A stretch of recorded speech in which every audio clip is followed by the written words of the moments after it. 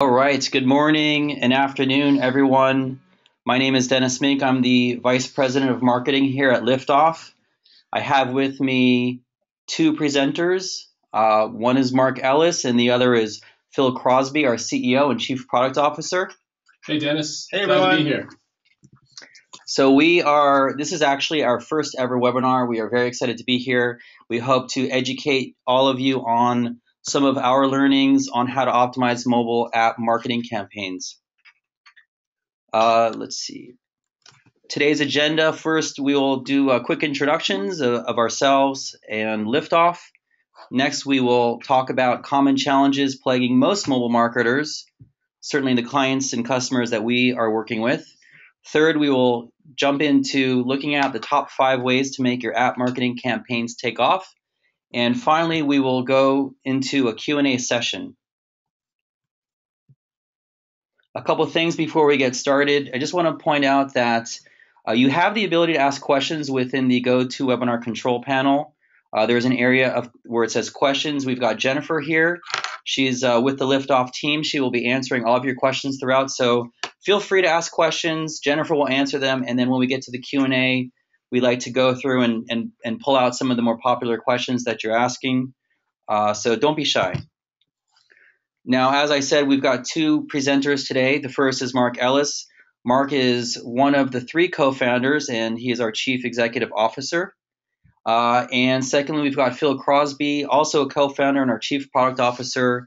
They will be sharing all of their learnings and insights with you today on how to optimize your mobile app marketing campaigns.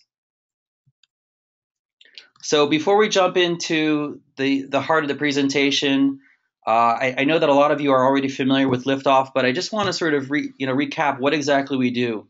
So Liftoff really works with app publishers and brands and agencies to help you grow an engaged mobile user base. We specifically optimize your media and mobile marketing dollars to drive engagement and not just installs. We use predictive intelligence, programmatic buying, and in-app engagement to really figure out where your most engaged and active users will come from, and we optimize your marketing spend and your media and your creative to find them and get them to install and actively use your apps. I know that might sound like a lot, so if you have any questions, we, of course, are happy to chat with you afterwards. Also, now that we've shared a little bit about us, we do want to ask you a poll question. I'm going to activate this. This will help us tailor the presentation to what people are most interested in. There we go. Little GoToWebinar challenges there. So I just published a poll question. You should all see it in front of your screen. We like to ask on mobile. I'm currently running. And let us know, are you running performance-based mobile campaigns, branding campaigns, neither or both? So just go ahead and check an answer. Thank you, Phil. Launch poll. There we go. So you should see the poll now presented on your screen. And just let us know. This will help us tailor our presentation to your needs. Excellent. So we see data coming in. Let's give it a couple more seconds. We've got 68% of you have voted. Okay, I'm closing the poll. Excellent. So you can see on the screen, so 77% of you are running performance-based mobile campaigns. We expected that. 15% of you are running both branded campaigns and performance-based campaigns. Good to know. Appreciate the share. And we have one other poll that we like to ask you, and that is, what do you hope to learn today? So go ahead and just choose one answer. I promise you this is the last question that we're going to ask, but again, we just want to make sure that we are delivering on what it is that you're here to learn about. Okay, good. Let's give it a couple more seconds.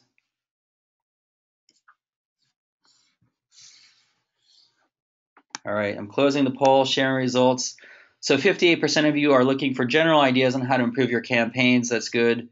And 33% are looking to learn everything, and 8% specifically how to optimize on CPA versus CPI. No surprises there. Thanks everyone for sharing. Cool. All right, at this point, I'd like to turn it over to Mark. That's great. Thanks, Dennis. So as most of you probably know from running mobile campaigns, there's lots of common challenges that you have to overcome to be effective. First is spending dollars that don't just drive installs, but really equate to users that are going to behave in such a way that will generate revenue for you so you can be ROI positive. It's also a challenge to have visibility into what is actually working across your various campaigns. That could be which traffic sources are helping you drive better results, which ad formats are driving better conversion, and a host of other factors that you have to take into account and really have the insights into to know what decision to take. Third is not just driving the install, but driving users that are of high value so that they won't just churn or be inactive as soon as they install the app, but will actually be engaged for a period of time after they've downloaded and become a user. And then finally, while programmatic buying is very attractive, it's hard to understand how to tap into this wild, wild west experience. And so being able to work with partners that can help you navigate programmatic buying is also a key and can present a challenge if not done effectively. Hopefully these resonate with you and your experience to date. I just want to jump in and add a couple important stats, specifically on app churn. So data for the last couple of years has shown that on average, 70% of people who install an app will stop using it within 30 days. And 20% who install an app stop using it within the first day. So churn is a real issue and something that we believe that we can help address. And to Dennis's point, some of the ways we can help address that churn, and we boiled it down to top 5 ways to help you make your mobile marketing campaigns take off. This is based on our experience over the last several years running performance nature campaigns to help drive not just installs, but more importantly, engaged and active users. Phil? All right, so the first one here is profiling your most engaged users. The main idea here is to paint a picture of who your most engaged and most active users are so that you can target those people in future campaigns. It's actually really important to have a user-centric view rather than an inventory-centric view when you're doing either performance or brand marketing, because if you think about it, even within the same inventory, there's just a high variance in like who people are, how they're going to engage with your application. Think about Words with Friends, right? It's this huge app that everyone in the world has played at some point, but there's a huge variance in the type of people who use that application. And so if you're able to understand and then target a specific subsection of those users, that's what you're going to need to be ROI positive when showing ads in an app like Words with Friends. So at Liftoff, we found these categories here on the slide to be the most valuable and most importantly, like the most actionable for mobile advertising. These are the cuts of data that you want if you can get them. So there's demographics, that's super intuitive and everyone understands. If you've got it, it's really valuable. There's where and when the user is using your app. So if you think about like a dating application, the usage skews really heavily to the weekends. If you've been able to observe that, then you'll know. I'm sure most dating companies know that like that is the best time to get your messaging in front of users who are they don't have a date for the weekend, and the conversion rate is just much stronger during that time period. We've seen with our customers that for the dating vertical in particular, showing ads Thursday, Friday, Saturday, and then seeing the first time usage and then the post install engagement happen, on Saturday and Sunday, it's just a really, really good strategy for raising the ROI on the campaign. And that's a specific example, but in general, kind of knowing when your users care about your app or when they're thinking about you, whether they're at work or at home, that's really valuable if you can get that data. There's behavioral data. So knowing not just who the user is, but like what they do. So if they've ever made an in-app purchase in an app before, or if they share things like crazy on Facebook, like that's great, right? That's just the type of user you want if you're optimizing for engagement. And so having some history or some profile about what that person has done maybe targeting your campaigns only to people who have ever made an in-app purchase. Like that can be, as you can imagine, that's like intuitively very powerful. And then finally, looking at the user's app library, that's really strong. It's a really strong signal for who they are and like what they're interested in. If you on a mobile device, really the apps that you use and what you do with them, that really represents what the person is interested in. This is something that we focus heavily on at Liftoff. Now, like, it's great to have all this data, and that, gosh, if I could just target down a certain segment of users, that would be great.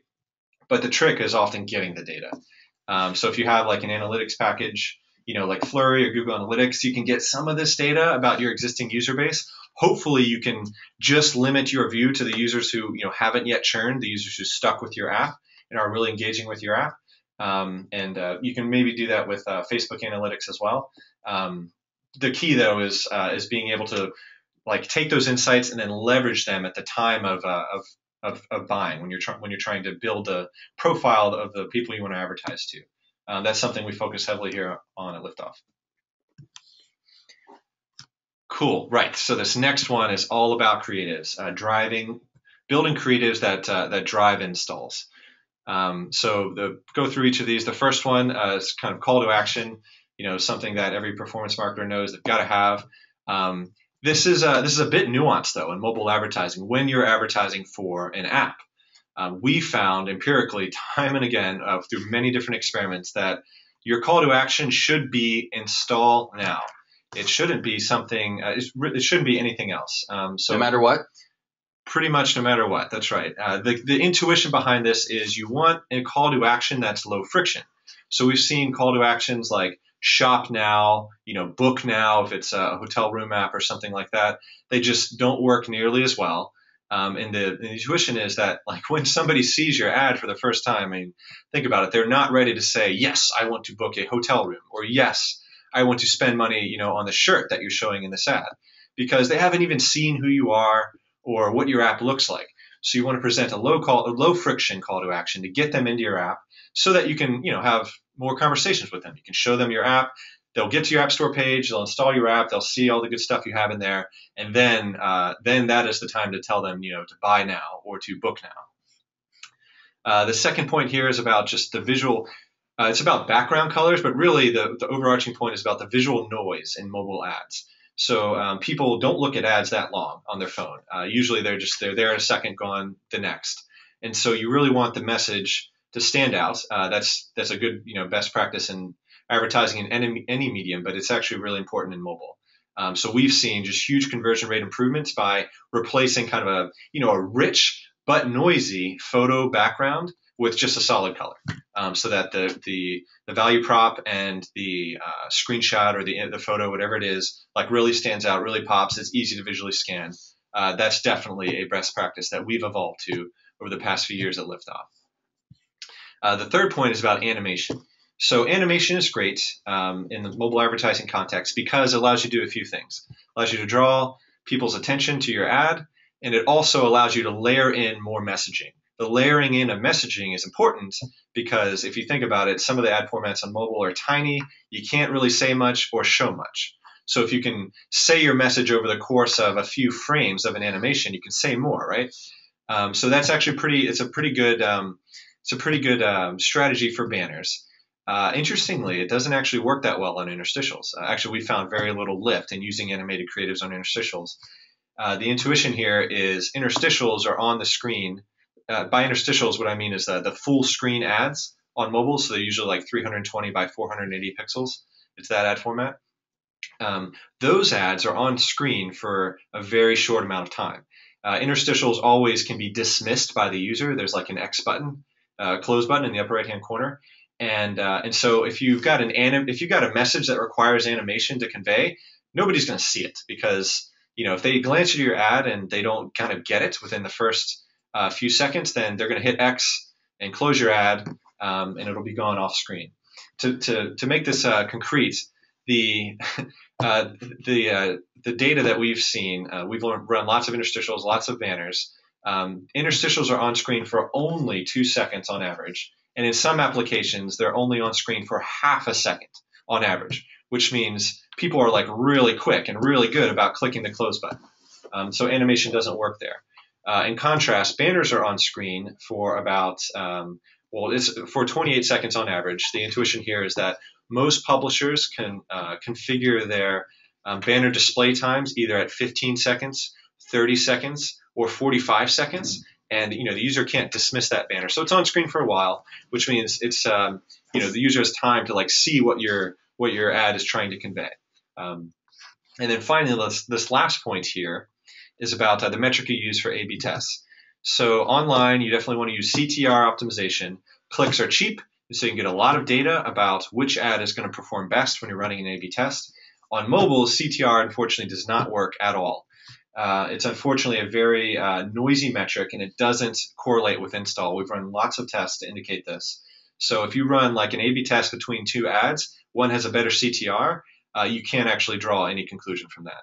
And so you must look at CPI, and if you can, look at CPA, meaning the ad that drove the most cost-effective engagement. We've seen in some of our campaigns, we've been able to build and iterate to ads which are very efficient in terms of CPI, but worse in terms of CPA. And the intuition there is that the ad, promises a value prop that's maybe slightly distinct from the real value proposition that the user will see when they get into your app. And so the ad is really good at getting people to install. They get into the app, and then it's not quite what they expected. They drop off faster than normal, and the CPA is worse. And so if you have enough data, CPA is the best metric to use. Unfortunately, it's also more expensive because, of course, like people book hotel rooms, for instance, a lot less frequently than they install a hotel booking app, for instance. So it is dependent on the type of app that you have. All right, ad inventory. This slide is all about picking the best places to show your ads. And so here's a few just general strategies and things we've learned at Liftoff. In general, as anywhere, like having good inventory matters. It's super important. And a good strategy to either bootstrap a campaign or just even scale a campaign is to start by finding applications that your most engaged users already use. So if you have that data, if you work with somebody that can build this set of apps based on your current users' device IDs, that set, then like this data set's really powerful. To make this concrete, if you're a fantasy sports application and you do this analysis, you go take your most engaged users, you take their device IDs, and you find what other apps they're using, then you're going to find that a bunch of them use ESPN. That's very intuitive, and so you can act on that, right? You can go show ads in ESPN, or go partner with ESPN in some way. What you'll also find, we've done this analysis empirically, users who are engaged with fantasy sports applications, often they're also like heavy users of gambling games which have some real money gambling component. And that's not necessarily intuitive, but it's super valuable insight, because then you can execute an advertising strategy on that knowledge directly, right? You can go begin showing ads in those, say, gambling games where a bunch of the most engaged users that are using your app have come from, and you're going to find a lot more. This third point here is about dealing with RTB specifically. So RTB is this huge ocean of inventory. It's like really exciting because it's so big. The thing is, there's a lot of stuff in there, and you have to navigate it intelligently, right? So like when RTB first became a thing, all DSPs were pretty dumb, meaning they were all about kind of taking ad dollars and kind of uniformly deploying them across the huge ocean of inventory that is RTB. That's a terrible strategy. Empirically, if you do that, like right now, if you just said, hey, I want to spend, $1, or I just want to spend uniformly across all apps on RTB, believe it or not, a third of your ad spend is going to go to either flashlight applications or Talking Tom. If you have kids, you probably already have Talking Tom on your phone, and you know that Talking Tom is like the audience that uses Talking Tom. It's a children's app. Is usually not the audience that is going to represent your most engaged users. If you're trying to optimize for like in-app purchases or something, or booking a hotel room, you're definitely not going to find many good users in the Talking Tom app. So you need to have, of course, like, I mean, it should go without saying, but a smart buying strategy is particularly important for RTB. And then finally, this point here at the bottom, new ad formats. New ad formats are great because they're exciting. They usually are like a cool innovation in user experience of advertising. So a few recent examples are like the proliferation of video creative in mobile apps. Native advertising is quite new, and so these are exciting in general because of the experience, but they're also really exciting because for usually a generous period of time, they represent great results and great ROI. That's for two reasons. One, the ad format is new, and so in general just has better conversion rates because it's more novel. People haven't grown fatigued from that ad format. But secondly, demand is less. Usually it takes, especially some of the bigger advertisers, some time to get ads prepared, which can run in a new ad format, right? Like the first time video ad creatives like began being shown, there were very few advertisers showing video ads because who has a video ad creative? Not that many people. The first time that Facebook introduced the mobile app install ads, it was like really, really high value because it just was unsaturated. There weren't that many advertisers running campaigns there, and very few people had like Facebook specific ad creatives. Now, it's been saturated, and so it's not as great a deal, but for a time, like that ad format was very novel, converted very well, and was a very great deal. So in general at Liftoff, we found that just being like on top of the emerging ad formats is like really, really valuable because you can see great results for like, a year or more before any fatigue or any like competition really sets in. Great. Number 2. So after you've considered going after the right types of users and the underlying characteristics of those users, making sure you have the proper creatives in place for the types of campaigns you're running, and you're tapping into the right inventory, it's the style of the campaign that really will help drive engagement, not just installs. And by that we mean users that will install and then take actions that will trigger monetization or other events that will allow you to have ROI positive campaigns. It really does take a different focus and mindset to be driving success of the campaign based on the CPA and not the CPI. By that we mean a few things. First of all, if you are thinking about ultimate engagement, you probably will have more flexibility in the range of CPIs you're willing to entertain for a given campaign, because then it comes down to conversion rates and ultimate value of the CPA rather than just the CPI range that you're holding your particular partner to. Another point is that if you have the proper tracking in place so that you can be recording both the pre and the post-install events, it can really help facilitate more effective optimization around users that behave the way you want them to behave, meaning they install the app and then demonstrate engagement through the various actions they take after installing. And that can help inform the next set of users you go after and attract into your app, thus driving a more engaged and effective outcome for those marketing dollars.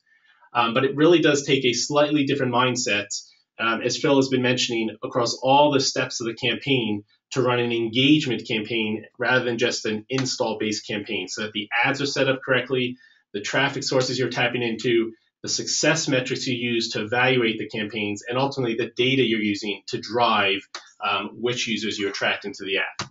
As an example of this, depending on which partners you're working with, hopefully they'll be able to show you through their dashboard a view of all the data for a given campaign. This is our dashboard, and we help you see not only the spend, total spend to date of the given campaign, but the resulting impressions, clicks, and installs. So all the pre-install events driven from the spend, but then equally as important, all the post-install events and resulting CPA metrics. So you have a good handle around how effective your marketing dollars are and how engaged your users are based on the actions they've taken after installing the app. Additionally, you're able to then drill down and understand other interesting insights about those users. Which traffic sources did they come from? Which apps did they come from to then download your particular app? And a host of other interesting insights so that you really can continue to optimize for a more engaged CPA style campaign as opposed to just a CPI campaign that may not result in an active user base. And then finally, in addition to first-time user acquisition campaigns, which obviously is very important to grow and engage user base, re-engagement is another very effective way to ensure that your user base is going to be active. We think it's the best users in the world to market to, since they already have your app installed. They've already demonstrated at one point interest in what you have to offer through your app, and you've already invested in getting them to discover and take that action to install. So with some intentional re-engagement marketing effort, you can turn a portion of those that are currently inactive back into an active user, thus having a positive impact on the investment you've already made. This is pretty tricky for most ad partners from a logistics standpoint, running re-engagement campaigns. So you have to be thoughtful with which partner you work with, and do they, or through you, are you able to access the right type of both user device ID data, as well as being thoughtful about which apps to find those users in to remind them of the fact that they've installed the app, thus being able to run an effective re-engagement campaign. It's a nice 1-2 punch. We have found that a growing number of advertisers, to the tune of 40 to 50%, are having re-engagement efforts alongside their first-time user acquisition campaigns, because it is such an important element to make sure you're not just growing your user base, but you're keeping them engaged for a longer period of time. Great, thanks Mark and Phil. So at this point, we'd like to open it up to questions from the audience. Again, within the GoToWebinar control panel, there is an area where you can post questions, and we've got Jennifer here. She's been answering questions throughout. That's great. Okay, so let's see. I'm going to just start calling out a couple questions, and you guys jump in and answer the questions. The first question is, how should I do creative optimization? Who wants to take that one? Oh, I can take this. This is Phil. So yeah, in general, I mean, there's a lot of parts to it, but of course, you need a designer in house, or you need to work with a firm that has a lot of expertise generating creatives. In particular, like we found that just general like graphic design skills aren't necessarily the best, aren't necessarily like a given for like generating good ads. Really, you need a lot of empirical testing, because the message or the ad or the imagery that looks good isn't necessarily the one that converts the best, right? That's intuitive, but it's pretty shocking sometimes how it can be counterintuitive. The actual like ad that works best, and so having an in-house designer or working with a firm that has some designers that like are have some experience in performance marketing is important. Either that, or you need to be able to run lots and lots and lots of tests. And so that's actually probably the most important thing, is being able to run tests efficiently and quickly. So the most common variables for doing creative optimization, the most common things you want to change are the message. So the value proposition that you're presenting, the image, whether it's either a photo or a screenshot, the call to action. We believe the call to action should be pretty straightforward. A button which says install now, and then finally the layout of the ad, whether it's like a phone frame and it's showing a screenshot inside of it, or whether it's just a photograph of people using your app, like in the wild, something like those are the kind of the common vectors that you want to optimize, and really you want to take them one by one. Work with messaging first, work with photo and messaging pairs together, test one variable at a time, and be able to like efficiently run tests, because we've seen that we've generated lots of like really cool intuitive looking ads, like a whole set, and really after the first few tests are run, our strategy changes quite dramatically once we've gotten some empirical data about which ad format works best. So really, it's pretty much all about the testing workflow, and you want a partner that like can efficiently run those tests. And if you can, you want to run those tests across lots of different all of your traffic sources if you can, all of the partners you're working with, like simultaneously, because you'll get data faster. Since you have to wait for installs to see whether one creative is better than another, installs aren't cheap. They cost dollars per install, and so. But depending on like your daily spend rate, you want to you want to collect that data as fast as possible so that you have a tight feedback loop. And so running those tests across as much inventory as possible is going to get you the feedback as quickly as you can. Cool. Thanks, Phil. We've got another question here for either one of you. How should I go about approaching RTB networks? What would be the right strategy? Sure, I'm happy to start, and then Phil, please chime in. So, there's a few different ways. It depends on what capabilities you have in-house. Integrating with a RTB exchange can be somewhat complicated in that it requires the ability to respond to bid requests in a very quick amount of time, which typically requires a certain depth of technical understanding and server and other infrastructure support to be able to drive that capability. Additionally, there's lots of different types of exchanges you could tap into, and being able to know which ones to go to at the outset would obviously be more efficient. And so a slightly more effective way is to work with a partner who's already pre-integrated and is constantly testing existing exchanges and new exchanges that come online so that you can spend your energy more on the outcomes of the campaigns and what success criteria you should be holding your partner accountable to rather than which exchanges to be selecting to work with. We certainly make that our business to be integrating with a growing number of exchanges and constantly understanding those we've already integrated with, which ones are more effective for different types of campaigns. And so I would suggest that that's probably the more effective way, working with a partner that is already pre-integrated with the exchanges and can tell you which ones to tap into. Yes, and this is Phil. To build on that, it definitely makes sense to work with a partner that's integrated with many exchanges. I guess the next natural question is, okay, which partner? And so, the fundamental promise of RTB is that you can build really intelligent slices of users, not just inventory. So, the most basic of all campaign optimizations is go look at where you're running ads and find the places which perform the best and, double down on those and exclude the others, right? Exclude the other either websites or apps which aren't performing well.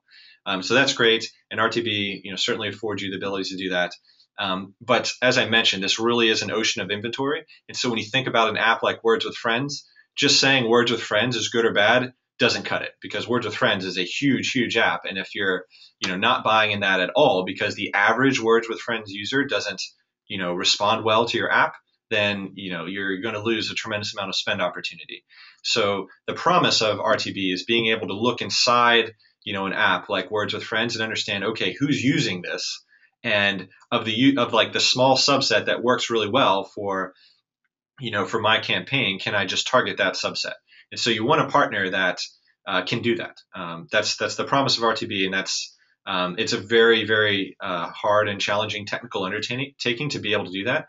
But if the partner is able to kind of model who users are and then target them, whether it's a demographic, their persona, some behavioral characteristic that's really important for your campaign.